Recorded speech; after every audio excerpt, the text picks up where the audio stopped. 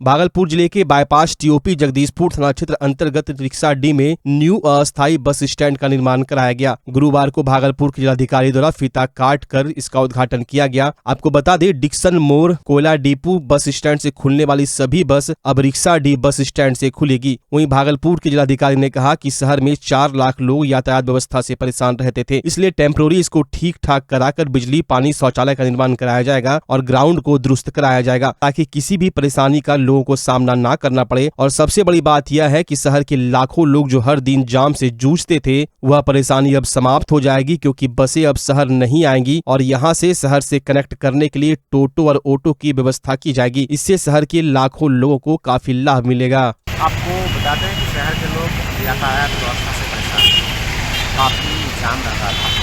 Temporary इसको हम लोग ठीक ठाक करा करके यहाँ पे स्टैंड को हम लोग ठीक कर रहे हैं। बिजली, पानी, शौचालय पीने की व्यवस्था है और जो मोटा मोटी ग्राउंड है उसे भी ठीक कराया गया है, लेकिन और दुरुस्त कराने की ज़रूरत है, जो दुरुस्त कराएंगे। लेकिन सबसे खास बात यह है कि करीब 4 लाख लोगों को जो प्रतिदिन परेशानी होती थी, वो परेशानी आज नहीं होता क्योंकि शहर में बसें नहीं जाएंगी और यहाँ से भी हम लोग शहर को कनेक्ट करने के लिए टोटो है या ऑटो है कनेक्टेड रहेंगे। तो शहर के जीवन को काफ़ी लाभ मिलेगा और काफ़ी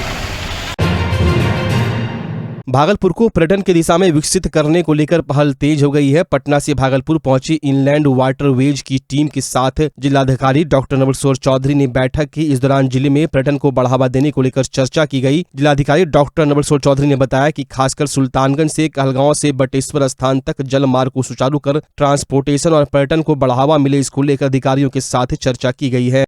अभी इनलैंड वाटरवेज की टीम आई हुई है। NW1 के जो रीजनल डायरेक्टर हैं वो आए हुए हैं, उनकी पूरी टीम आई हुई है। मैंने रिक्वेस्ट किया था, हालांकि पहले से प्रोजेक्ट था, लेकिन मैंने कुछ स्पेशल रिक्वेस्ट किया था कि हमारे यहाँ जो जेट्टी है, जेट्टी को जल्द ही निर्माण कराया जाए ताकि लोगों का एक परिवहन का माध्यम बने, सामग्री के परिवहन का माध्यम बने और एक जगह से दूसरी जगह फास्टेस्ट मूवमेंट हो जाए। दुग्ध उत्पादन है या डेयरी है या फल है, सब्जी है, फूल है, इसका उत्पादन को हम लोग ट्रांसपोर्ट कर सकें।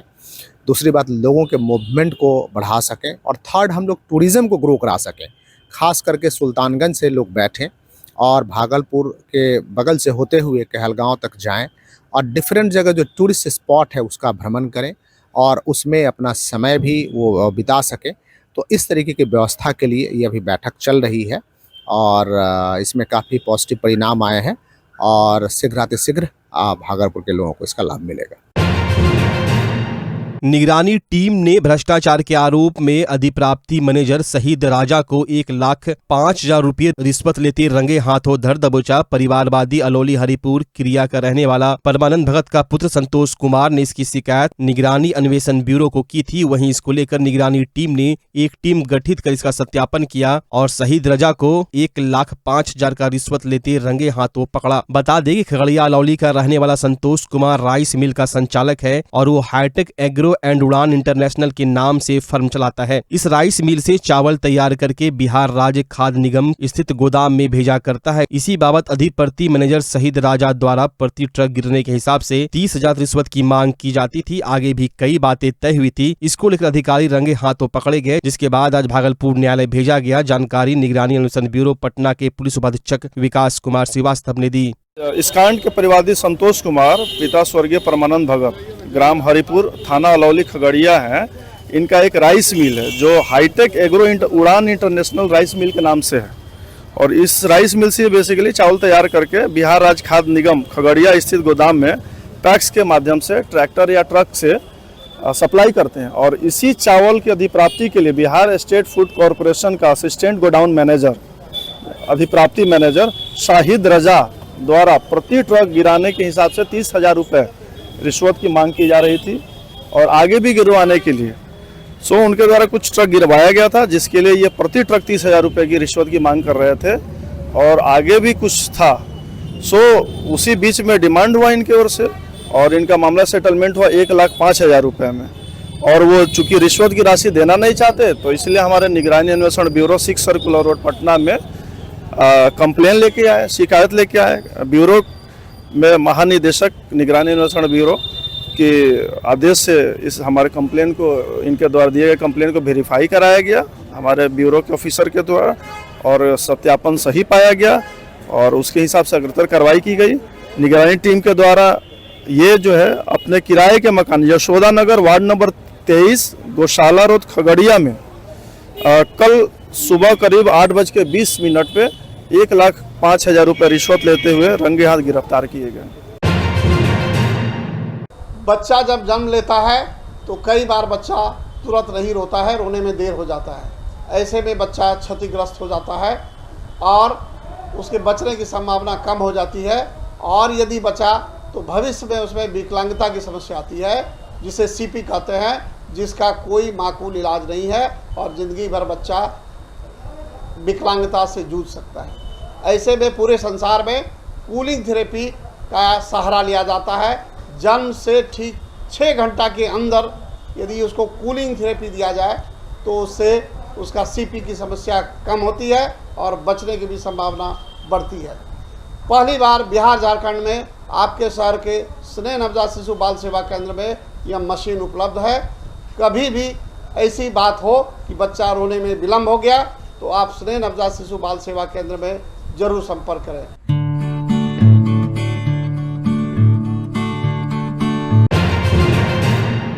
भागलपुर पुलिस को सूचना मिली कि मोहम्मद फरहान चमेली चक स्टेडियम हबीबपुर थाना में हथियार के साथ घूम रहा है। सूचना के सत्यापन एवं आवश्यक कार्रवाई हेतु पुलिस अधीक्षक नगर की निगरानी एवं पुलिस उपाधीक्षक नगर के नेतृत्व में एक टीम गठित की गई। टीम द्वारा चमेली चक स्टेडियम से फरहान उर्फ तंजिम को हथियार के साथ गिरफ्तार किया गया। भागलपुर पुलिस की यह बड़ी सफलता है। हबीबपुर थाना अंतर्गत एक इरफान नाम का अपराधी है। इसके ऊपर भी पूर्व से 8 कांड दर्ज है और उसके बारे में भी कल सूचना मिली थी कि वो अभी हथियार के साथ कहीं घटना कारित करने के लिए प्रयासरत है। तो उसकी भी गिरफ्तारी जो चक इमली स्टेडियम है हबीबपुर थाना अंतर्गत, वहाँ से उसकी गिरफ्तारी सुनिश्चित की है, जिसके ऊपर पूर्व से 8 मामले दर्ज हैं। इस प्रकार भागलपुर पुलिस के द्वारा कुल 6 अपराधियों की गिरफ्तारी की गई है और कुल 6 अवैध हथियार और कारतूस की भी बरामदगी की गई है। जो हमारा अभियान है अपराधियों के खिलाफ, अपराध कारित करने वालों के खिलाफ, यह लगातार जारी है और आगे भी जारी है। रिवार्ड तो बनता है सर? ये सभी जितने भी मामले हैं, सभी मामलों में जो भी टीम में हमारे सम्मिलित थे पदाधिकारीगण, उनको रिवार्ड किया जा रहा है। नाथनगर थाना क्षेत्र के पुरानी सराय के समीप रेलवे ट्रैक पर कार्य कर रहे लोगों से अज्ञात अपराधियों ने हथियार का भय दिखाकर मारपीट कर 4400 रुपये लूट लिए। इस संबंध में नाथनगर थाना कांड संख्या 130/24 में सुसंगत धाराओं में पंजीकृत किया गया तथा कांड के उद्भेदन हेतु एक SIT गठित की गई। उक्त टीम ने त्वरित कार्रवाई करते हुए घटना में संलिप्त 4 अभियुक्तों को अवैध देसी हथियार के साथ नाथनगर थाना क्षेत्र से गिरफ्तार किया है।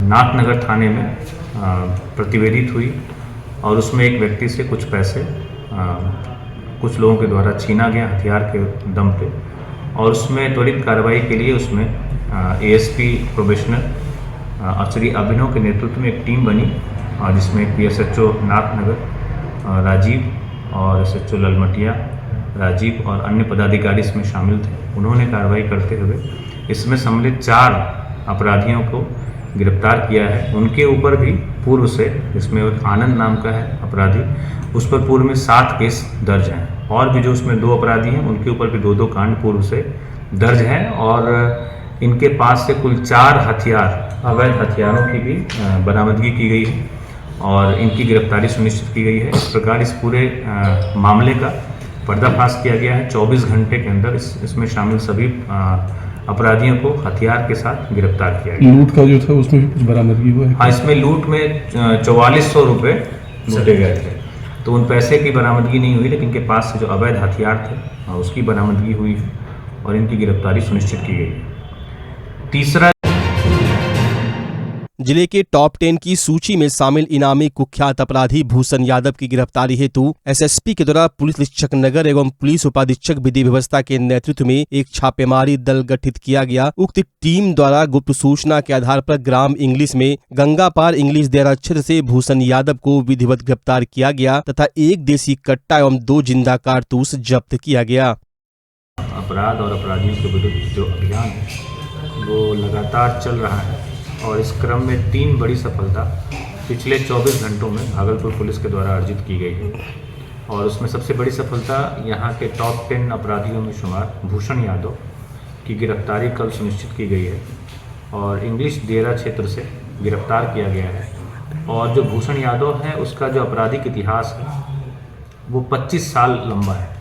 जो पहला उसने क्राइम किया था 1998 में और जो आखिरी जो हम लोग के पास जो केसेस की सूची प्राप्त हुई है आखिरी जो उसका केस है वो 2023 का है। 25 सालों से यह अपराध की दुनिया में है और इसके ऊपर कुल 16 कांड, हत्या, लूट, डकैती और रंगदारी, इन सभी मामलों आर्म्स एक्ट के, विस्फोटक अधिनियम के कुल 16 मामले इसमें दर्ज हैं। और इसमें सिटी एसपी साहब इस पूरे ऑपरेशन को मॉनिटर कर रहे थे और वीडियो विधि व्यवस्था मंगलेश जी के नेतृत्व में एक टीम बनी थी जिसमें SHO सबौर, विवेक और अन्य पदाधिकारी इसमें शामिल थे।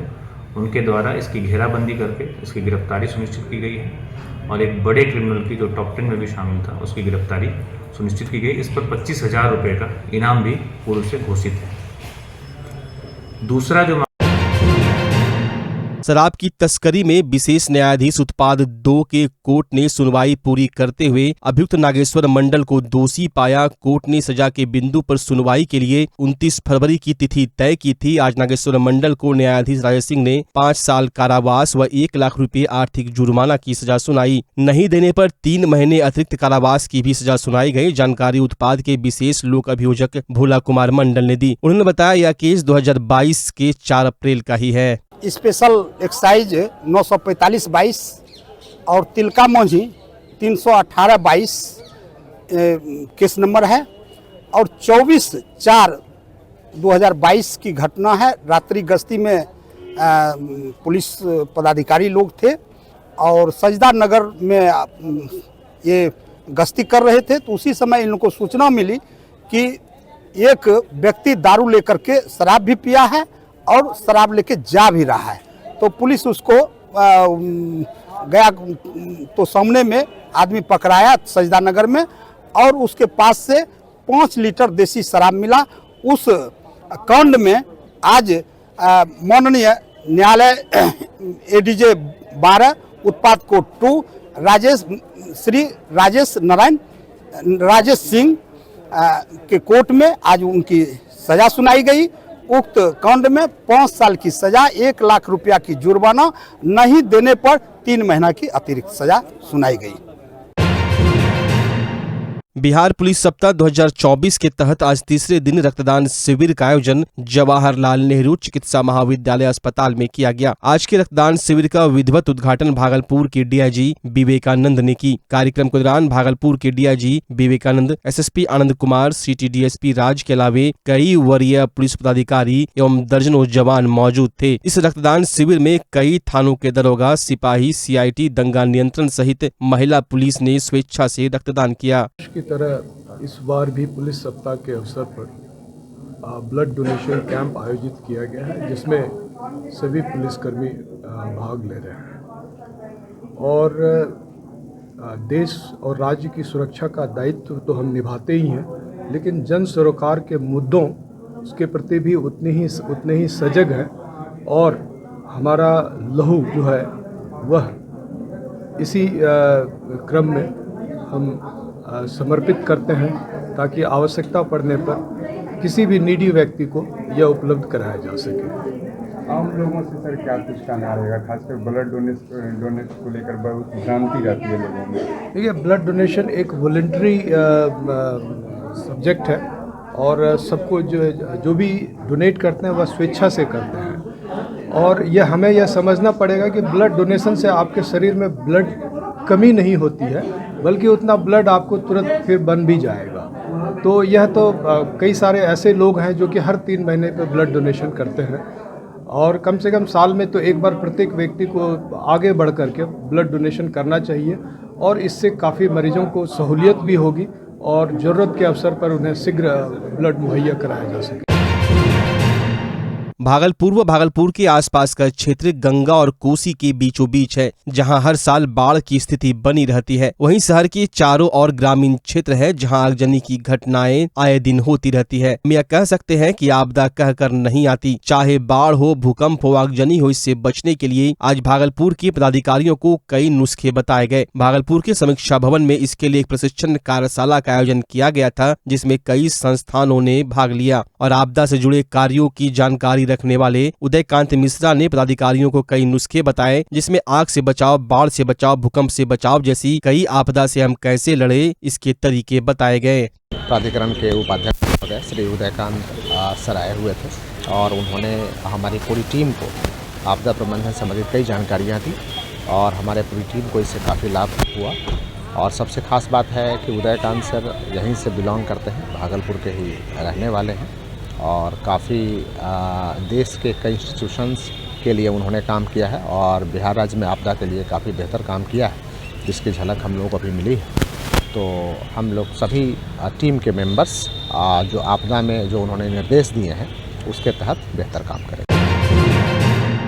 भागलपुर के समीक्षा भवन में महिला हेल्प डेस्क को लेकर एक बैठक का आयोजन किया गया, जिसमें महिला हेल्प डेस्क के तहत जितनी भी महिला सिपाही है उन्हें महिला हेल्प डेस्क के बारे में जानकारी दी गई। इस कार्यक्रम का मुख्य उद्देश्य था महिलाओं और बच्चियों के साथ जो गलत काम हो रहा है उस पर अंकुश लगाना। इस बैठक में दर्जनों महिला पुलिस अधिकारी पहुंची थी।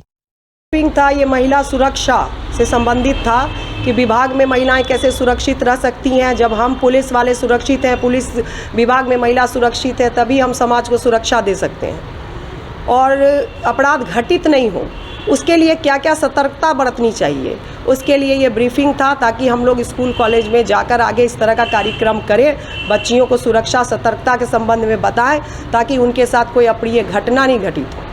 बच्चों से संबंधित अपराध भी काफ़ी बढ़ गए हैं, उससे संबंधित अपराध के लिए ही माँ को ब्रीफिंग करने के लिए, पिताजी को ब्रीफिंग करने के लिए इस तरह का भी हम लोग अभियान चला सकते हैं एनजीओ के साथ। तो इसीलिए ये सब ब्रीफिंग हम लोग आपस में ट्रेनिंग के तौर पे बताया गया है। जो महिलाएं हैं पुलिस विभाग में उनको, उनके साथ भी कुछ गलत अगर होता है तो वो भी उसका विरोध करें, अपने आत्मरक्षा के लिए कार्य करें।